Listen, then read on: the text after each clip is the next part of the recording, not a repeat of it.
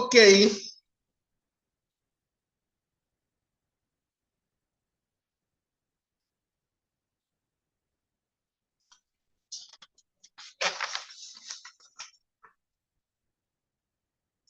antes de interpretar, antes de interpretar un texto, ¿cuáles son las preguntas o qué debemos hacer? Hermana Diana, buenas noches.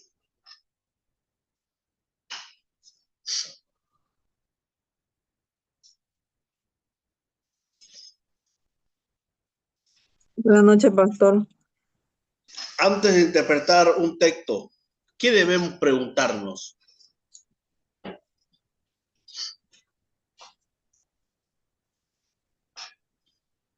Bueno, en sí, primero buscar un tema, pues, ¿no? Y pues luego, bueno, sobre todo es guiarnos siempre por el Espíritu Santo, ¿no? Porque no podemos hacer hermenéutica sin, sin hacer eso primero.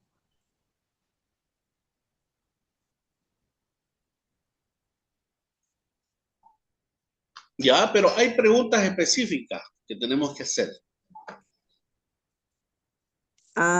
Bueno, ¿por qué? Eh, ¿Para qué también, no?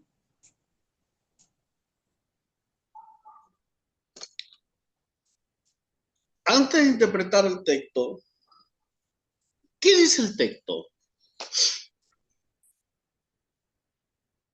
¿Qué significaba para los primeros lectores? ¿Qué quiso comunicar el lector? ¿Cómo se relaciona con el resto de la Biblia? ¿Cómo puedo aplicarlo hoy sin alterar su significado? En 2 de Timoteo 2:15 dice, procura con diligencia presentarte a Dios aprobado, que usa bien la palabra de verdad. Esto es el resumen de un buen intérprete de la Biblia. Hablamos también del propósito de la interpretación bíblica. El propósito principal de la interpretación bíblica es descubrir y comprender el significado que Dios quiso comunicar a través de los autores inspirados para aplicarlo correctamente a la vida. Entonces, ¿cuál es el objetivo? ¿Cuál es el propósito de la interpretación bíblica? Es descubrir qué quiso decir Dios. Y yo le planteaba unos temas polémicos y precisamente en esta semana estaba estudiando y me salió varios videos de que si hay pastoras en las iglesias,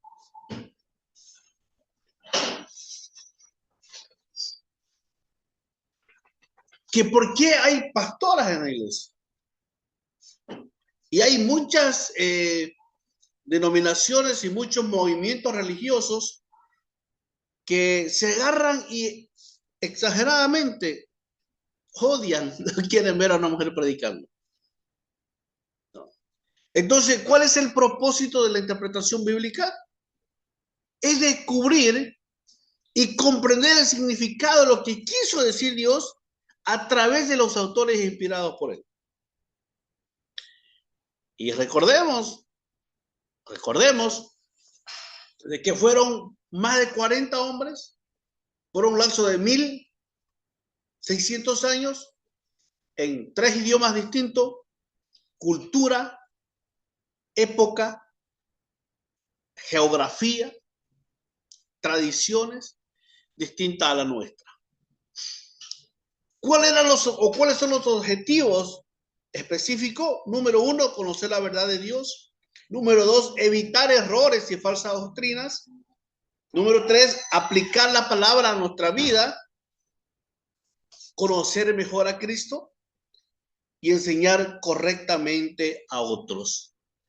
Recordemos que nosotros somos los encargados de mandar al infierno o de mandar a la vida eterna a las personas. Porque si yo estoy errado, yo estoy enseñando de una manera errónea una verdad, lo estoy condenando a mi discípulo, estoy condenando a la iglesia. Entonces, la interpretación es enseñar correctamente a otros. Hablamos también de las responsabilidades principales. Número 1, interpretar con fidelidad. Buscar el significado original del texto y no imponer opiniones personales, no decir, yo creo que dice esto, o parece que dice esto. No, me voy al original. Estudiar diligentemente, analizar el contexto histórico, cultural, literario y gramatical del pasaje.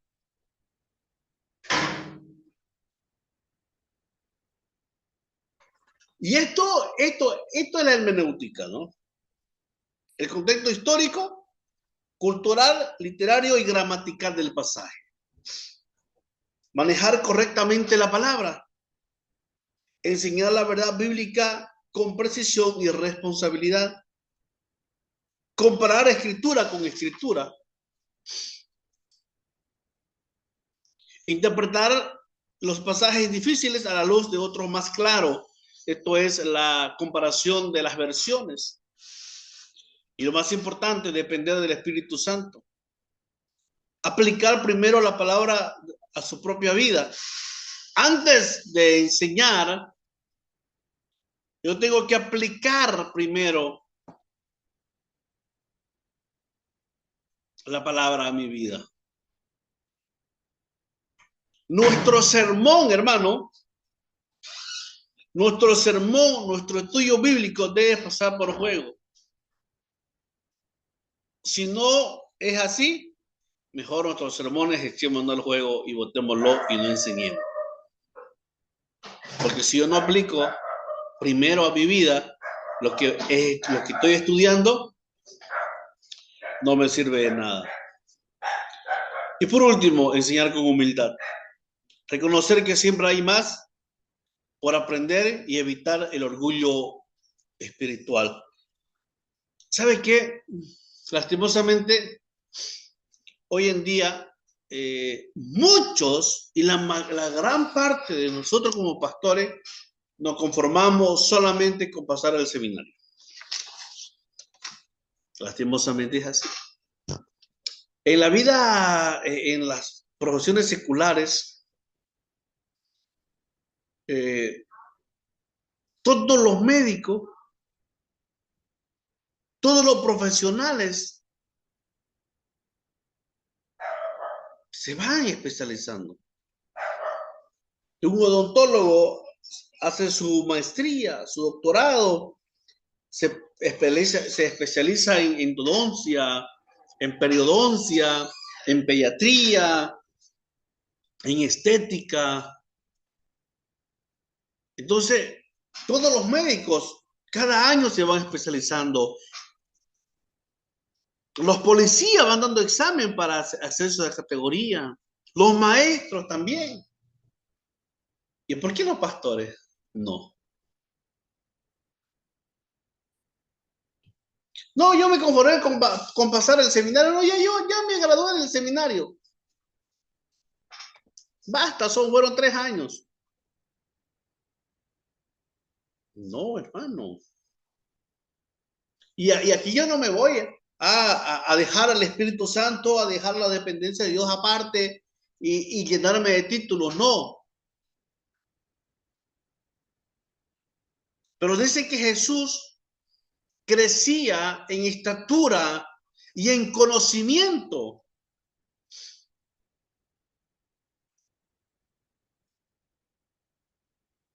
Entonces, si yo no me preparo, hermano, yo no voy a enseñar con diligencia al pueblo de Dios. Porque en otras iglesias, recuerden, que van médicos, que van grandes profesionales, que leen y tienen otro montón de libros que leen y la ciencia está en su cabeza, y que yo como pastor no esté preparado. Yo los animo, hermano, a que usted termine el seminario y no se quede con o el técnico medio, o técnico superior.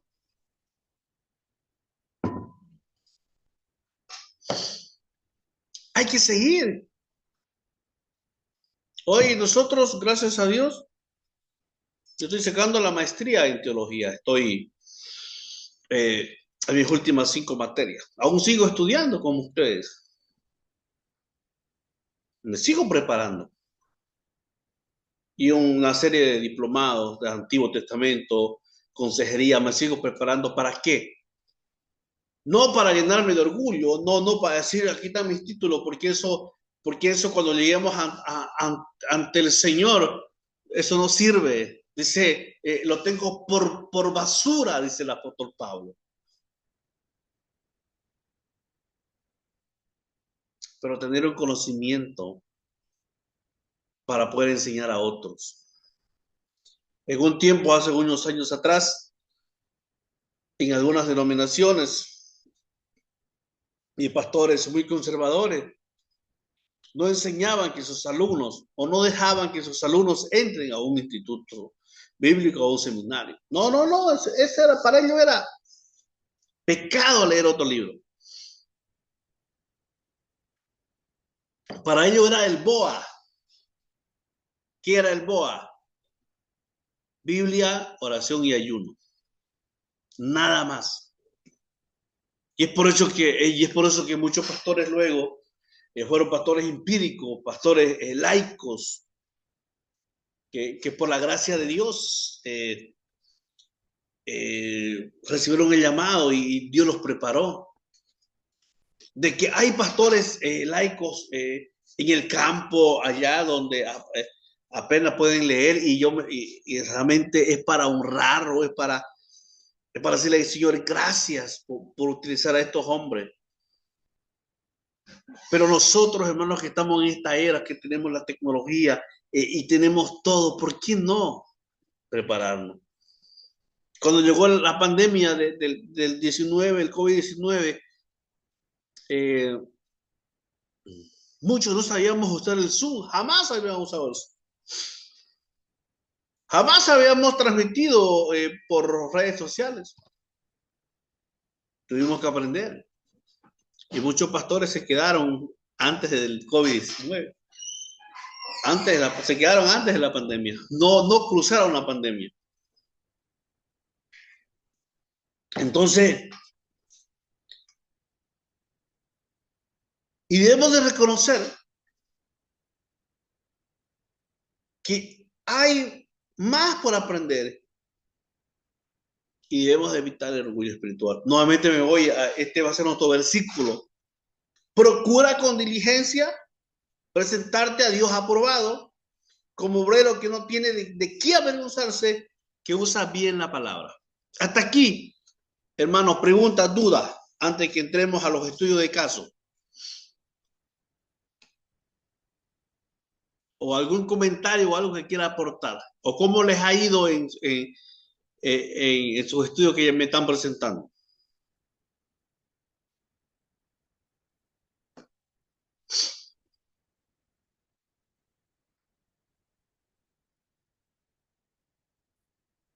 Si deseamos tener una buena interpretación, es importante que una vez estemos leyendo un pasaje, nos formulemos 3 interrogantes que ya les dije.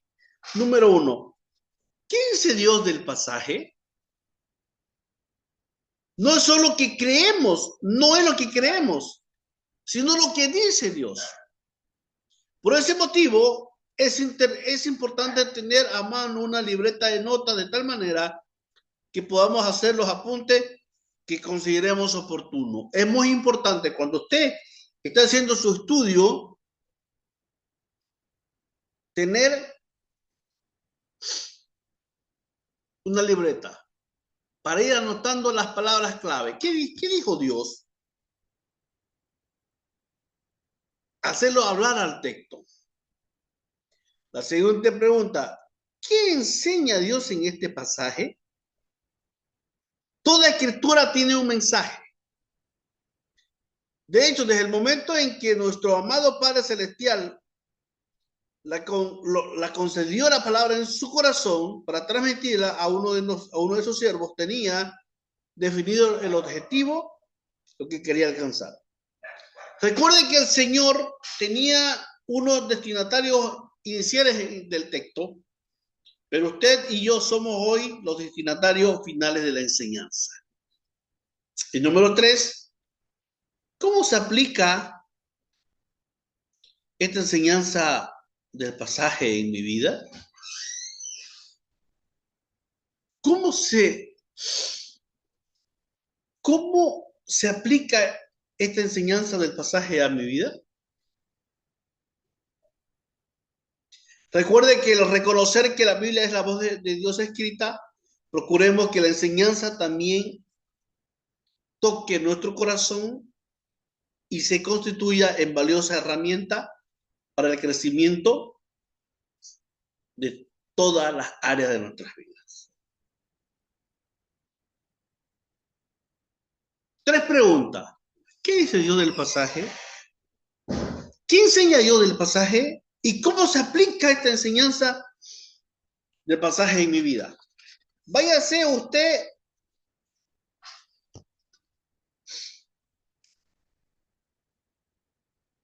a 1 Samuel, capítulo 1, 1 Samuel 17, perdón. Abra su Biblia en 1 Samuel 17.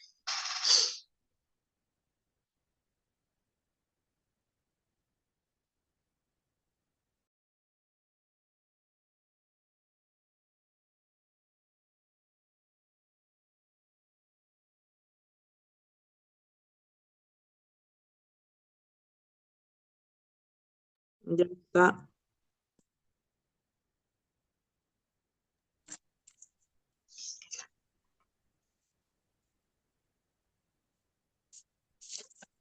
Primero Samuel 17.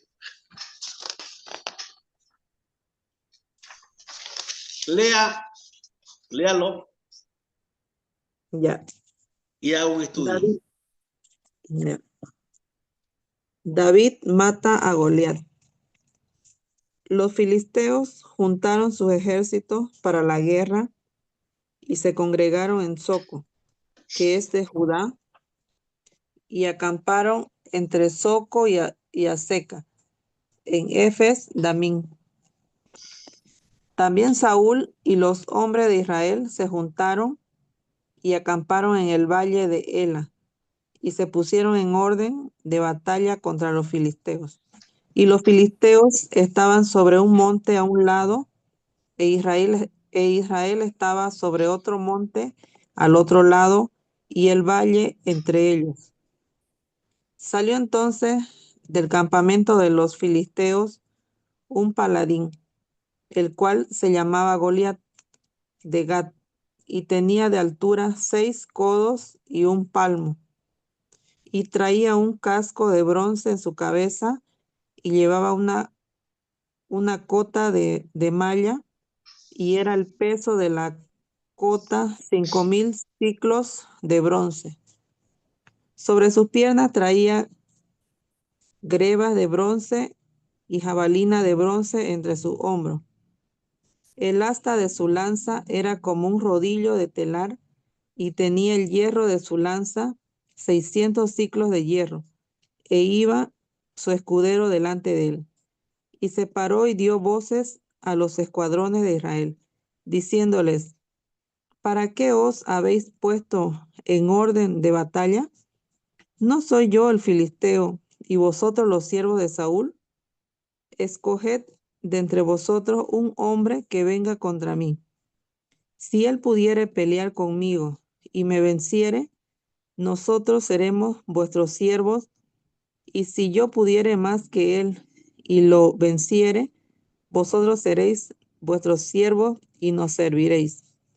Y añadió el filisteo: hoy yo he desafiado al campamento de Israel. Dadme un hombre que pelee conmigo. Oyendo Saúl y todo Israel estas palabras del filisteo, se turbaron y tuvieron gran miedo. Y David era hijo de aquel hombre efrateo de Belén de Judá, cuyo nombre era Isaí, el cual tenía 8 hijos, y en el tiempo de Saúl este hombre era viejo y de gran edad entre los hombres. Y los 3 hijos mayores de Isaí habían ido para seguir a Saúl a la guerra. Y los hombres de sus 3 hijos que habían ido a la guerra eran Eliab, el primogénito, el segundo Abinadab y el tercero Sama. Y David era el menor. Siguieron pues los 3 mayores a Saúl. Pero David había ido y vuelto, dejando a Saúl para apacentar las ovejas de su padre en Belén. Venía pues aquel filisteo por la mañana y por la tarde, y así lo hizo durante 40 días. Y dijo Isaí a David su hijo: Toma ahora para tus hermanos un efa de este grano tostado y estos 10 panes, y llévalo pronto al campamento a tus hermanos. Y estos 10 quesos de leche los llevarás al jefe de los 1000, y mira si tus hermanos están buenos, y toma prendas de ellos. Y Saúl y ellos y todos los de Israel estaban en el valle de Ela, peleando contra los filisteos.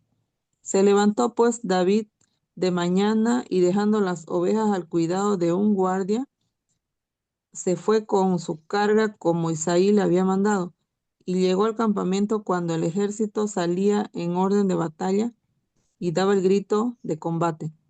Y se pusieron en orden de batalla Israel y los filisteos, ejército frente a ejército. Entonces David dejó su carga en manos del que guardaba el bagaje y corrió al ejército, y cuando llegó, preguntó por sus hermanos si estaban bien. Mientras él hablaba con ellos, he aquí que aquel paladín que se ponía en medio de los 2 campamentos, que se llamaba Goliat, el filisteo de Gat, salió de entre las filas de los filisteos y habló las mismas palabras, y las oyó David. Y todos los varones de Israel que veían a aquel hombre huían de su presencia y tenían gran temor. Y cada uno de los de Israel decía: ¿No habéis visto aquel hombre que ha salido? Él se adelanta para provocar a Israel. Al que le venciere, el rey le enriquecerá con grandes riquezas y le dará su hija, y eximirá de tributos a la casa de su padre en Israel. Entonces habló David a los que estaban junto a él, Hasta ahí, diciendo: hermana.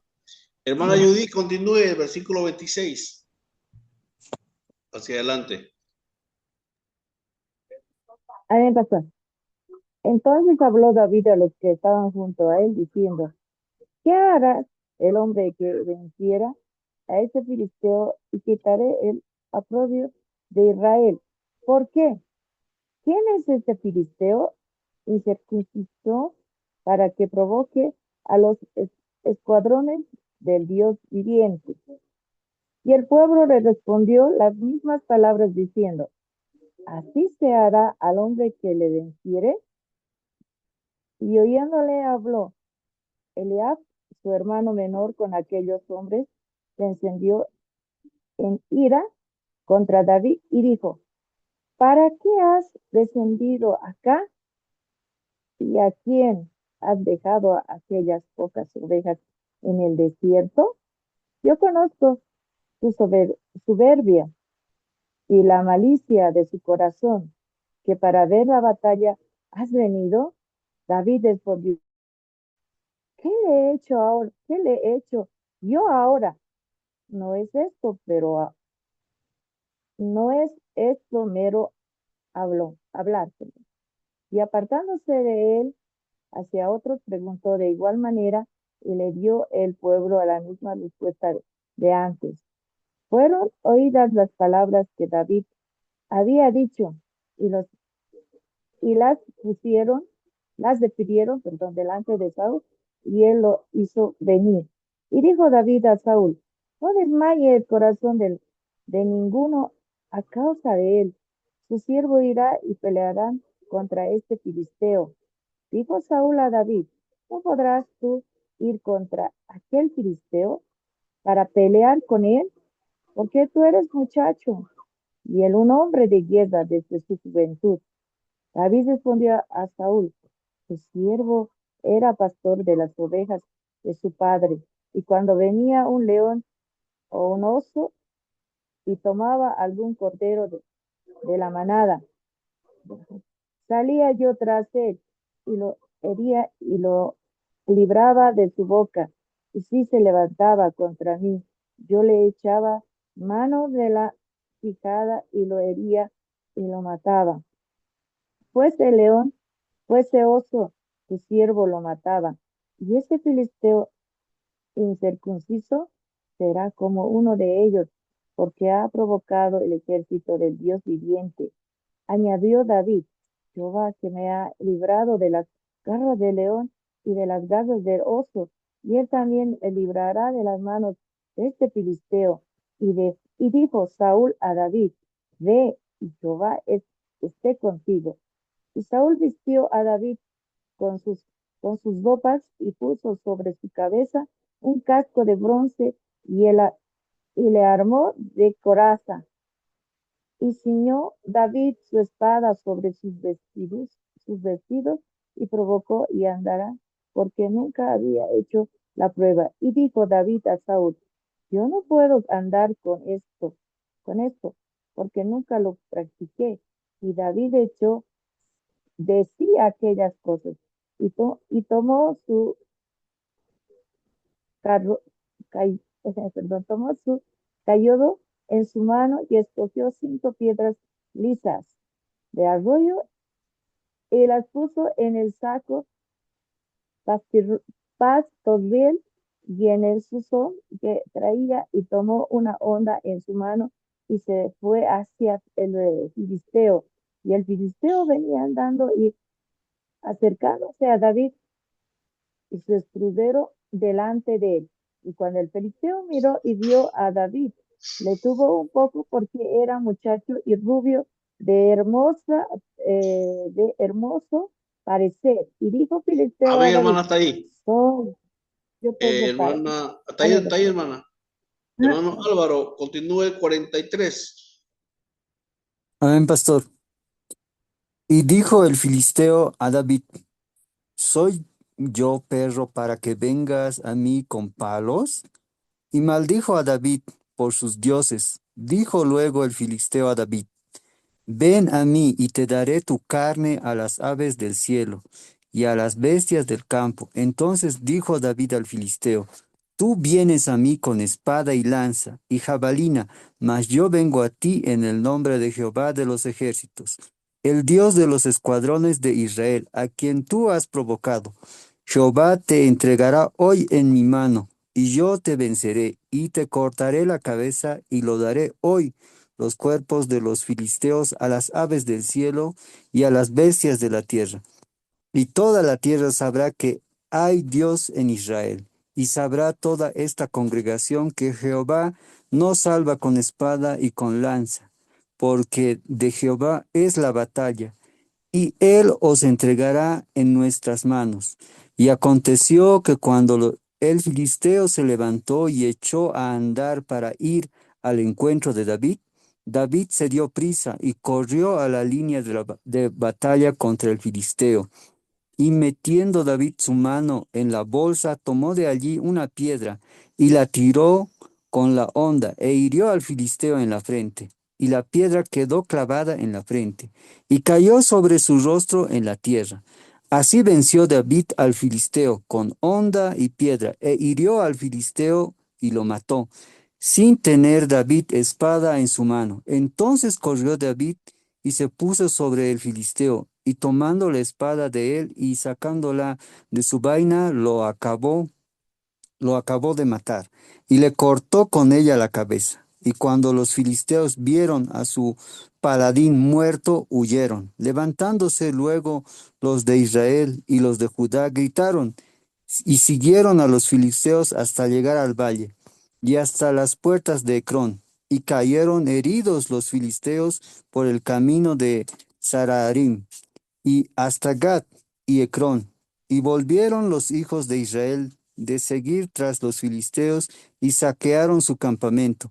Y David tomó la cabeza del filisteo y la trajo a Jerusalén, pero las armas de él las puso en su tienda.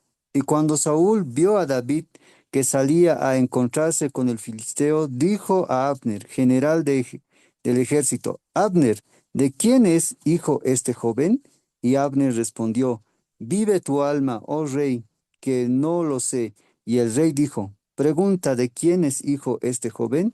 Y cuando David volvía de matar al filisteo, Abner lo tomó y lo llevó delante de Saúl, teniendo David la cabeza del filisteo en su mano, y le dijo Saúl: Muchacho, ¿de quién eres hijo? Y David respondió: Yo soy hijo de tu siervo Isaí de Belén. Continúo, pastor, el No, capítulo no, hasta ahí nomás. 17. Hasta ahí Ya, nomás. pastor. Ok. Amén. Ok, hermanos, quiero darle tres cosas: observación, interpretación y aplicación. Trabajen, tienen 10 minutos. Observe todo el panorama, todo lo que puedan anotar, anoten. En la interpretación, interprete qué sucedió, y la aplicación, cómo podemos aplicar a nuestras vidas. Empiecen a trabajar, tienen 10 minutos.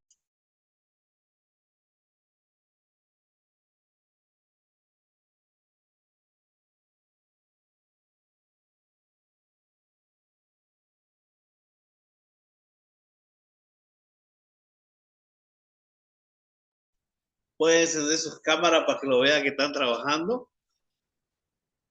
Cómo anda la cabeza espumeando. Observe, pregúntele al texto, interpretación y la aplicación. Recuerden las preguntas. Recuerden las preguntas. ¿Qué, quién, cómo, cuándo, dónde y por qué?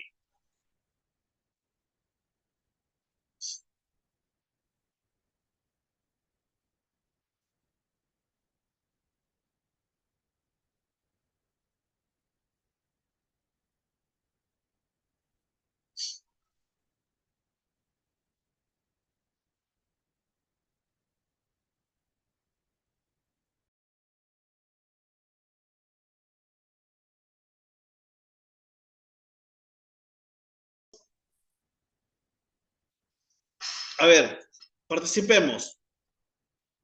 En la observación, ¿qué observamos? Vamos a ir llamando uno por uno. Hermana Diana, ¿qué observamos en el punto 1, la observación? Ya. Eso donde dice, ¿no? ¿Qué dice Dios del pasaje? Las tres preguntas, ¿no? ¿Ya? Ya, ya, silencio. Bueno, lo que pude observar es, Israel está humillado 40 días, digamos, nadie logra enfrentarse a Goliat, digamos, ¿no? Otro es que Saúl, bueno, el rey, que como dicen, no era muy alto, igual tiene miedo, igual que todos los demás, digamos, ¿no? Y otro que David rechaza la armadura que le da Saúl, ¿no?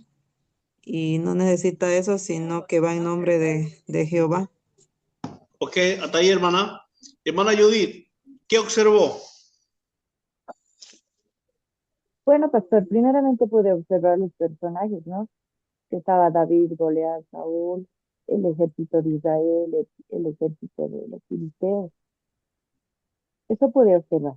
Ahora, dentro de ello, lo que había sucedido, ¿no? Donde los eh, filisteos e Israel estaban en guerra. Goliat era un gigante que él desafiaba diariamente el ejército de Israel. David fue enviado, ¿no? Por su padre para llevar el alimento a los hermanos. Pero David también había escuchado a los filisteos, perdón, el desafío de Goliat. Em, David también declara, ¿no? La batalla perdida, ¿no? Y también había una piedra, ¿no? Grande donde tenía que ser enfrentada por Goliat para que caiga muerto. También los filisteos siguieron, ¿no? De Israel, una vez obteniendo la victoria, donde Saúl se había preguntado, ¿no? quién era David, de quién era de qué familia venía. Ok, ¿Qué hermana, más? está bien. Sí, pastor. Hermano Antonio, ¿qué observó?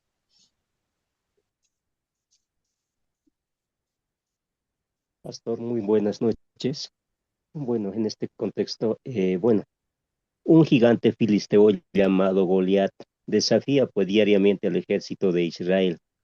Entonces, aterrizándose, o sea, que por un tamaño y armadura, ¿no? Entonces, nadie se atrevía a pelear, pero el David, un joven pastor que lleva provisiones a sus hermanos, le escucha los insultos, ¿no? Se ofrece voluntario para luchar. Y otro también es, bueno, durante 40 días Goliat salió pues a eh, intimidar a los israelitas mañana y tarde. Y en una época de constantes pues guerra entre Israel y los filisteos. Ok, Como hermano, también, está bien, hermano. eh, Hermano Álvaro, ¿qué observó? Amén, amén, pastor. Observé que este, la batalla entre dos bandos, ¿no? Entre los israelitas y los, em, ¿cómo es? Filisteo. Filisteos, perdón, pastor, sí, entre los filisteos y que entre ellos había una disputa muy grande acerca de quién era el verdadero Dios. Y los filisteos se jactaban porque al tener a su caudillo pensaron que ellos tenían a su verdadero Dios y por esto en su visita al campamento David, al ver esto, no se siente muy satisfecho y más al contrario, se siente muy irritado porque el verdadero Dios era el que él adoraba y es por eso que desafía al gigante Goliat y se siente muy ofendido, ¿no? Porque día a día el gigante, este caudillo de los filisteos, iba insultando a los ejércitos de los israelitas y él se siente muy ofendido y decide, ¿no? Desafiarlo y en el nombre de Dios sin ninguna arma excepto por su onda y las piedras que él tenía, pastor, sin ninguna armadura. Amén. Hermano Rudy, ¿qué observó? Pastor, mis compañeros dijeron casi todo. Yo lo que le puedo decir, pastor, es que una observación que yo veo es que Dios no elige al más preparado, ¿no? Elige al más disponible. Ok, Y Dios solo apareció cuando ya uno probó todo y falló, pues, ¿no? ya. En la observación, Goliat desafió a Israel. Eso era el común. Y el otro personaje, David, confió en Dios y venció al gigante. Ahora, en la interpretación, ¿qué aprendemos nosotros? ¿Qué interpretamos? A ver, Rudy, de primero, en la interpretación.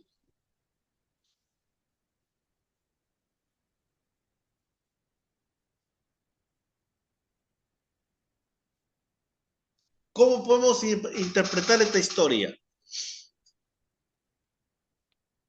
Así con los pasos que dijo, pastor.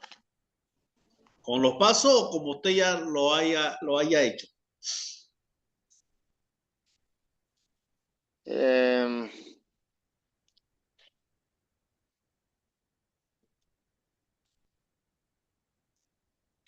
La interpretación de esta historia es que la victoria proviene de quién de Jehová. y no de la fuerza De la fuerza física. humana. De la fuerza humana. Porque si la victoria viniera de la fuerza humana, ¿por qué no se enfrentaron al Goliat?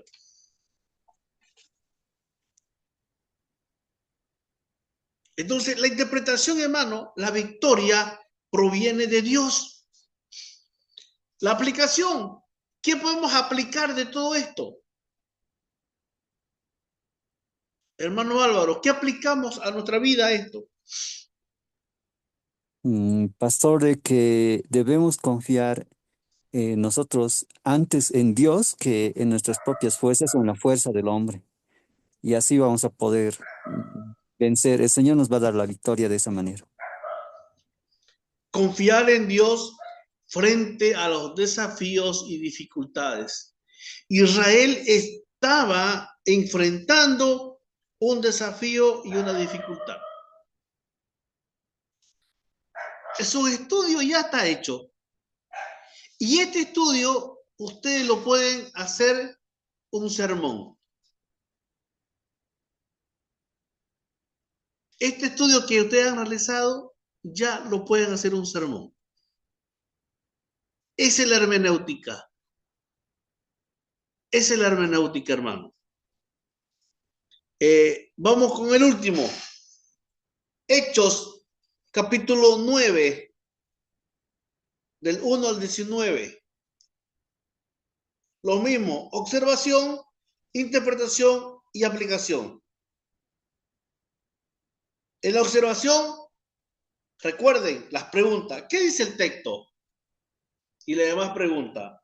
En la interpretación, ¿qué significa? Y en la aplicación, ¿cómo lo aplico a mi vida? Recuerden los pasos. Tienen 10 minutos para Hechos 9, del 1 al 19, la conversión de Pablo.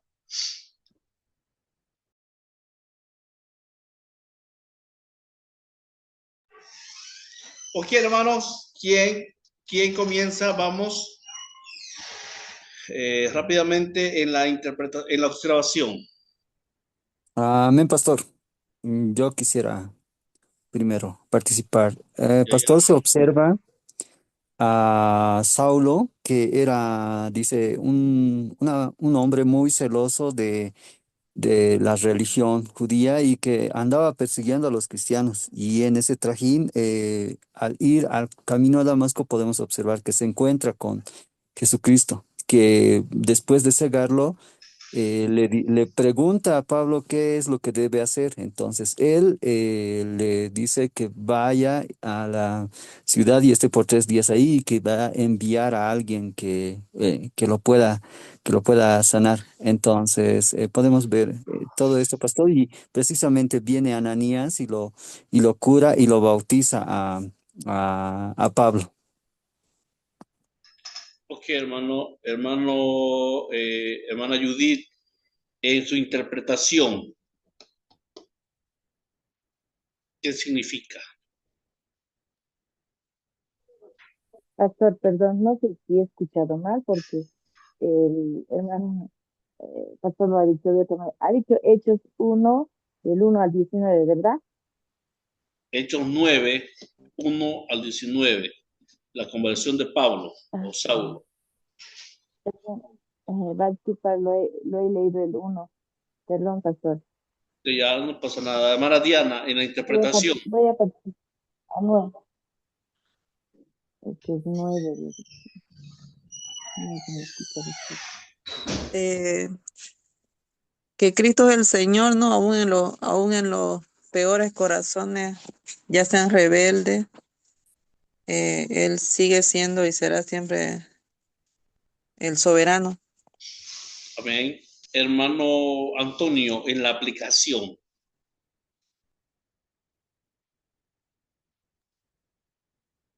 Amén, pastor. O sea, Saulo era el enemigo, como dice, ¿no? Número 1 de la iglesia. Pero Dios vio su corazón, lo transformó en el apóstol Pablo, autor de gran parte del Nuevo Testamento.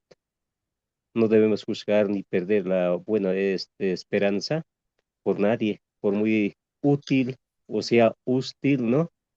Que parezca hacia el Evangelio. Entonces, así como Ananías obedeció a Dios superando su miedo hacia Saulo, entonces nosotros estamos llamados a superar nuestros prejuicios y temores, como se puede decir, ¿no? Para compartir el amor de Dios, incluso con nuestros opositores, pastor. Ok, hermano, ok. Entonces nosotros hemos anotado en la conversión de Saulo. Saulo perseguía a los cristianos. Jesús se le aparece en el camino a Damasco y su vida cambió completamente. En la interpretación, o qué significa, Dios tiene el poder para transformar cualquier vida. En la aplicación, nadie está fuera del alcance de la gracia de Dios. Aún así, el más maleante, el más matón, en lo que usted quiera, todos estamos al alcance de la gracia de Dios.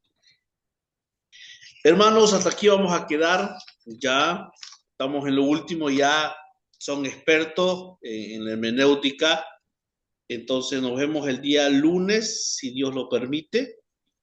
Y ya le voy a mandar el estudio de casos de esta semana para que vayan trabajando en el tiempo libre. Hermanos, bendiciones, se cuidan. Si Dios lo permite, nos vemos el día lunes. Que pasen un fin de semana en sus iglesias y que estos estudios lo vayan convirtiendo en sermones. Bendiciones, se cuidan.